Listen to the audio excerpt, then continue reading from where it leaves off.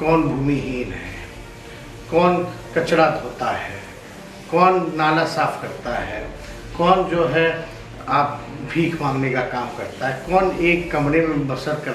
नमस्कार, आदाब, सत श्री अकाल, जय भीम, जोहार। मेरा नाम है नवीन कुमार। 2024 के चुनाव से ठीक पहले शुरू हो चुका है मंडल पार्ट 3 बनाम कमंडल पार्ट 3। आखिरकार वही हुआ जिससे मोदी कई बरसों से भाग रहे हैं।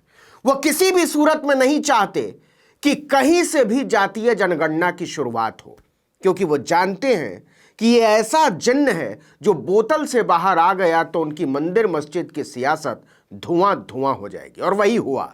7 जनवरी 2023 की तारीख भारत के सामाजिक न्याय के इतिहास में याद रखी जाएगी। ये वो तारीख है जब इस देश में पहली बार जातीय जनगणना की शुरुआत हुई है, और वो राज्य है बिहार। नरेंद्र मोदी जब तमाम तरह से मनाने के बावजूद इसके लिए तैयार नहीं हुए तो नीतीश कुमार ने इसका ऐलान कर दिया, और यह जेडीयू बीजेपी गठबंधन टूटने से साल भर से भी ज्यादा पहले की बात है। प्रधानमंत्री जी से मिलकर आए थे, उस समय माननीय मुख्यमंत्री जी का भी हम लोगों को सहयोग मिला, और हम लोग सब लोग मिलकर के आए और भारत सरकार से मांग कर रहे थे कि पूरे देश में जो है ये होना चाहिए। जब भाजपा 6 दिसंबर 2021 को बाबरी मस्जिद के विध्वंस का जश्न मना रही थी तो नीतीश कुमार जातीय जनगणना का ऐलान कर रहे थे, और ऐलान के साल भर बाद उन्होंने 7 जनवरी को इसकी शुरुआत कर डाली है। खुद मुख्यमंत्री ने इसकी शुरुआत की। इसे नाम दिया गया है बिहार जाति आधारित गणना, यानी बिहार कास्ट सेंसस। इस गिनती के लिए बिल्कुल जनगणना की तर्ज पर कर्मचारियों को ट्रेनिंग दी जा रही है। सारे आंकड़े डिजिटल माध्यम से इकट्ठे किए जाएंगे। पटना में इसके लिए खास तौर पर ट्रेनिंग का बंदोबस्त किया गया है। पटना के डीएम चंद्रशेखर सिंह खुद जातीय गणना की तैयारियों की निगरानी कर रहे हैं। उन्होंने बताया कि लोगों में इसको लेकर उत्साह देखने को मिल रहा है। गणना में शामिल टीम लोगों से कई सारे डेटा इकट्ठा करेगी। उन्होंने बताया कि सही जाति की जानकारी मिल पाए इसके लिए कई जरूरी प्रावधान किए गए हैं, लेकिन यह गिनती केवल जाति तक ही सीमित नहीं रहेगी। इसके साथ ही आर्थिक स्थिति के बारे में भी आंकड़े जुटाए जाएंगे। आपको बता दें कि मुख्यमंत्री नीतीश कुमार ने सरकार के खर्चे पर जातिगत जनगणना कराने का फैसला लिया है। इसमें लगभग 500 करोड़ रुपए का खर्च आने का अनुमान है। इसके पहले चरण में राज्य के सभी घरों की गिनती की जा रही है। इस चरण में उन सभी मकानों को गिना जाएगा जिनमें लोग रह रहे हैं। इसमें झुग्गी झोपड़ी, सड़क, बांध, फ्लाईओवर के नीचे धर्मशाला, फुटपाथ समेत ऐसे तमाम स्थानों पर रहने वालों के आश्रय स्थलों को गिना जाएगा जहां वो रहते हैं, जिससे पता चलेगा कि कितने लोगों के पास किस तरह के रहने की सुविधा है, कितने लोगों के पास छत है, कितने बेघर हैं, और अगर बेघर हैं तो अपनी रात कहां गुजारते हैं। देखिए कि पहले चरण की प्रक्रिया को 21 जनवरी तक पूरा कर लेने का लक्ष्य रखा गया है। इसकी रिपोर्ट तैयार होने के बाद दूसरे चरण की प्रक्रिया शुरू होगी, जिसमें लोगों की जाति के आधार पर काउंटिंग की जाएगी, गिनती की जाएगी। अब कैसे मोदी के लिए यह चुनौती बनने जा रहा है, इसको समझने की कोशिश कीजिए। मंडल कमीशन की रिपोर्ट के मुताबिक देश में लगभग 52% पिछड़े हैं, लेकिन आरक्षण की सीमा 50% से नीचे रहने के सुप्रीम कोर्ट के फैसले की वजह से इसे 27% पर समेट दिया गया था। अगर जातीय जनगणना के बाद यह पता चलता है कि पिछड़ों की आबादी बिहार में 50% से ज्यादा है, दलित 20% से ज्यादा है, और अगर बिहार की सरकार ने आंकड़ों के आधार पर कह दिया कि हम तो 70% रिजर्वेशन देने जा रहे हैं छत्तीसगढ़ और झारखंड की तरह, तो मोदी की राजनीति का क्या होगा? क्योंकि उनकी सरकार तो सुप्रीम कोर्ट में दे चुकी है लिखकर कि वो जातीय जनगणना के पक्ष में नहीं है, यह संभव नहीं है। इसी को टालने के लिए मोदी ने 2020 की जनगणना नहीं होने दी।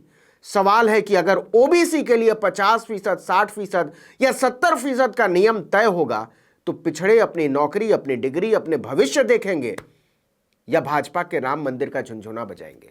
बिहार के उप मुख्यमंत्री तेजस्वी यादव ने बीजेपी की इसी कमजोर नस को छेड़ दिया है। उन्होंने सीधे कहा कि बीजेपी गरीब विरोधी है।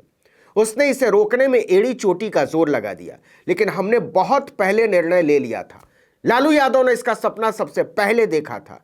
यूपीए सरकार के समय में ही इसकी शुरुआत कर दी गई थी, लेकिन भाजपा सत्ता में आई तो उसने अड़ंगा लगा दिया। भाजपा जो है गरीब विरोधी है। ये लोग नहीं चाहते थे कि जाति जनगणना जो है वो पूरी कोशिश इन्होंने की कि किसी प्रकार से जो सही आंकड़े हैं लोगों के पास पेश ना हो सके। तेजस्वी ने कहा कि इसको लेकर बीजेपी बहुत घबराई हुई है, डरी हुई है। ये लोग कतई नहीं चाहते थे कि यह जातीय सर्वे हो, बिल्कुल नहीं चाहते थे। दरअसल नरेंद्र मोदी और भाजपा को लग रहा था कि नीतीश कुमार नाटक कर रहे हैं, जबकि उन्होंने दिल्ली आकर तब इसकी मांग उठाई थी जातीय जनगणना की, जब बिहार में भाजपा भी सरकार में शामिल थी और उसके दो डिप्टी सीएम थे। यह बात है 23 अगस्त 2021 की। तब नीतीश कुमार के नेतृत्व में 10 दलों के 11 नेता जातीय जनगणना की मांग को लेकर प्रधानमंत्री से मिलने उनके साउथ ब्लॉक दफ्तर पहुंचे थे। दबाव ऐसा था कि इस प्रतिनिधिमंडल में नीतीश कुमार और तेजस्वी यादव के साथ कांग्रेस के अजीत शर्मा थे, भाकपा के महबूब आलम, हम के जीतन राम मांझी, भाकपा के अजय कुमार, वीआईपी के मुकेश सहनी और सूर्यकांत पासवान जैसे नेता तो थे ही, खुद भाजपा के जनक राम भी थे। सभी पार्टियां चाहती थी कि केंद्र सरकार अपने खर्चे पर जातीय जनगणना कराए, लेकिन मोदी ने इससे साफ इनकार कर दिया। प्रधानमंत्री से मुलाकात के बाद भी नीतीश कुमार लंबे समय तक जातीय जनगणना कराए जाने के लिए बीजेपी को तैयार करने में लगे रहे। विपक्ष में होने के बावजूद तेजस्वी यादव ने इस अभियान को आगे बढ़ाया, लेकिन जब मोदी किसी भी तरह से इसके लिए तैयार नहीं हुए तो नीतीश कुमार ने पटना में एक सर्वदलीय बैठक बुला ली और राज्य सरकार के खर्चे पर बिहार में जातीय जनगणना कराने का ऐलान कर दिया। बीजेपी को छोड़कर बिहार की सभी राजनीतिक पार्टियों ने कहा कि अगर मोदी जातीय जनगणना नहीं चाहते तो न सही, राज्य सरकार को अपने खर्चे पर इसे आगे बढ़ाना चाहिए। 7 जनवरी से उसी की शुरुआत हुई है। इस जातीय गणना में 26 प्रकार की जानकारी जुटाई जानी है। दूसरा चरण अप्रैल महीने में शुरू होने की उम्मीद है। इस फेज में गणना के दौरान जाति, नाम, पता, पिता या पति का नाम, लिंग समेत कई चीज की जानकारी जुटाई जाएगी। इसमें राज्य से बाहर रहने वालों को भी जोड़ा जाएगा। इसमें 500 करोड़ तक का, जैसा हमने पहले बताया, खर्च होने का अनुमान है। मई तक ये पूरी प्रक्रिया संपन्न कर लेने का लक्ष्य रखा गया है और जिस दिन इसका आंकड़ा सामने आ गया उसी दिन से 2024 की लड़ाई के मोर्चे तय हो जाएंगे। इस वीडियो में इतना ही, लेकिन अगर आपने आर्टिकल 19 इंडिया को अब तक सब्सक्राइब नहीं किया तो फौरन कर लीजिए। बेल आइकॉन दबाइए, घंटी जैसी आकृति लाइक कीजिए और कमेंट करके बताइए हमारा वीडियो आपको कैसा लगा। यूट्यूब पर देख रहे तो हमारे चैनल को सब्सक्राइब कर लीजिए, फेसबुक पर देख रहे तो हमारे पेज को लाइक कर लीजिए, इंस्टाग्राम पर हमें फॉलो कीजिए और हमारा ट्विटर हैंडल है article19_India और मेरा ट्विटर हैंडल है नवीन जर्नलिस्ट। आप मुझे भी फॉलो कर सकते हैं। नमस्कार।